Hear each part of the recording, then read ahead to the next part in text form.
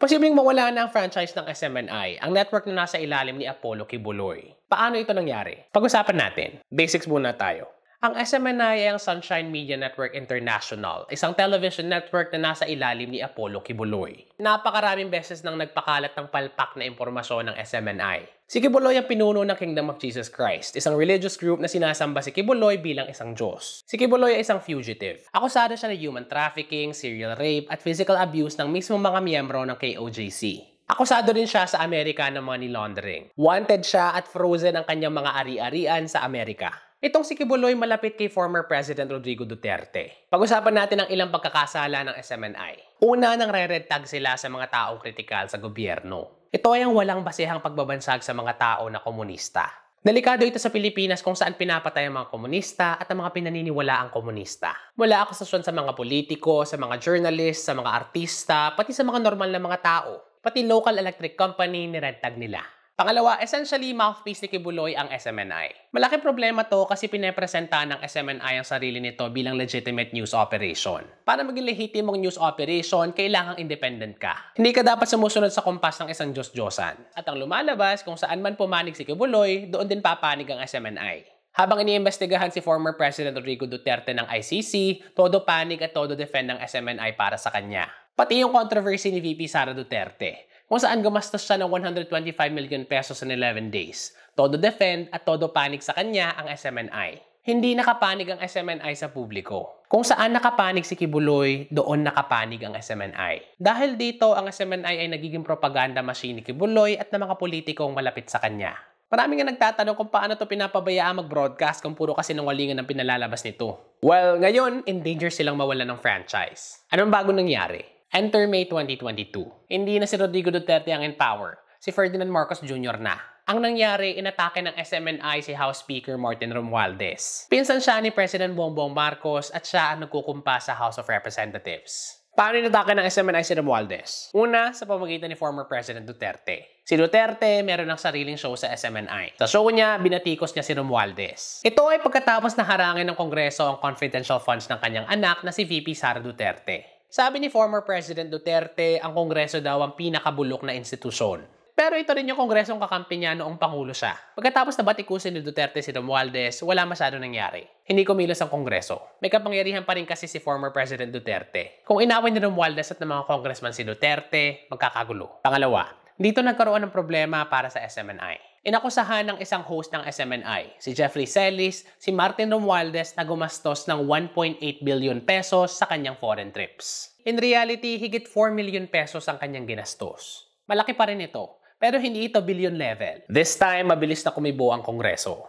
Nagkaroon ng investigasyon sa House Committee on Legislative Franchises. Sa investigasyon ng komite, nagpakulong sila ng dalawang host ng SMNI. Una si Jeffrey Celis, yung nag-akusa kay Martin Romualdez. Pangalawa si Lorraine Badoy, ang notorious na former spokesperson ng notorious na NTF-ELCAC. Nasight sila in contempt ng komite. Na-contempt si Celis kasi hindi niya mabanggit kung sino ang kanyang source sa kanyang napakalaking akusasyon laban kay Romualdez. Ang nabanggit lamang ni Celis, taga-senado raw ang kanyang source. Later on, sinabi niya na hindi pala taga-senado ang kanyang source. Sa hindi niya pagsagot sa mga congressman, ginamit ni Celis ang SOTO law. Binibigyan ng batas na ito ang mga journalist ng kapangyarihan na protektahan ang kanilang mga source. Hindi kumagat ang mga congressman. At marami rin nagsasabi na hindi naman journalist itong si Celis. Na-contempt naman si Badoy dahil sa pag-asta ng walang respeto sa mga congressman at dahil sa pagsisinungaling. Sabi ni Badoy, meron silang 3 advertiser sa kanilang palabas. Sabi naman ng legal officer ng SMNI, wala silang advertiser.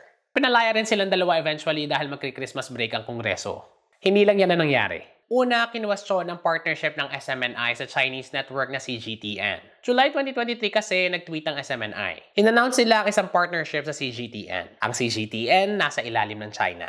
Ang depensa ng SMNI, verbal agreement pa lang daw ang meron sila. Wala pa raw pirmahan. Pangalawa, hindi na si Kibuloy ang may-ari ng SMNI. Paano ito nalaman? Noong inimbita si Kibuloy na umattend ng hearing, ang kanyang excuse sa hindi pagdalo, sabi niya, hindi na raw siya opisyal ng Suarasug. Ano ang Suarasug? Suarasug ang legal operating name ng SMNI. Iisa lang sila. Para hindi nakakalito, SMNI pa rin ang gagamitin natin. Ito ang problema sa bagong impormasyong ito. Ayon sa batas na nagbigay ng franchise sa SMNI, kung magbabago man sila ng may-ari, kailangang humingi ng pahintulot sa Kongreso. Kung malabag ito, pwedeng bawiin ang kanilang franchise. Kinumpirma mismo ng abogado ng SMNI na hindi na si Kibuloy ang may-ari ng SMNI. Ang may-ari na raw ay isang Marlon Acobo. So, mawawala na ba ng franchise ang SMNI? Well, ito ang gusto ng mga congressman. May House resolution na tinatawagan ng NTC o ang National Telecommunications Commission na isuspindi ang franchise ng SMNI. Ang dahilan? Ang pagpapakalat ng maling impormasyon at ang hindi pagsasabi sa Kongreso na nagpalit sila ng may-ari. Hindi ito batas, resolution lamang ito. Pero ang panawagang ito,